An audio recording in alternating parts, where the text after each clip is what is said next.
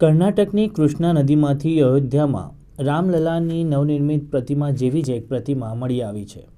રાયચૂર જિલ્લામાં કૃષ્ણા નદીમાં ભગવાન વિષ્ણુની પ્રાચીન દશાવતારની મૂર્તિ મળી આવી છે। રામલલાની પ્રતિમાની જેમ આ પ્રતિમામાં પણ ભગવાન વિષ્ણુની મૂર્તિના પ્રભામંડળની આસપાસ દશાવતાર સુંદર રીતે કોતરવામાં આવ્યા છે।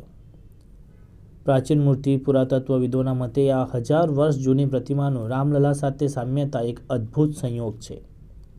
ખાસ વાત એ છે કે પ્રતિમાની સાથે એક પ્રાચીન શિવલિંગ પણ મળી આવ્યું છે।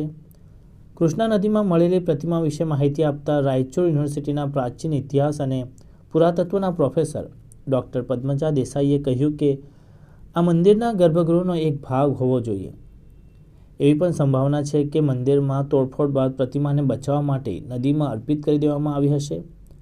આ વિષ્ણુ મૂર્તિના નાકને સહેજ નુકસાન થયું છે।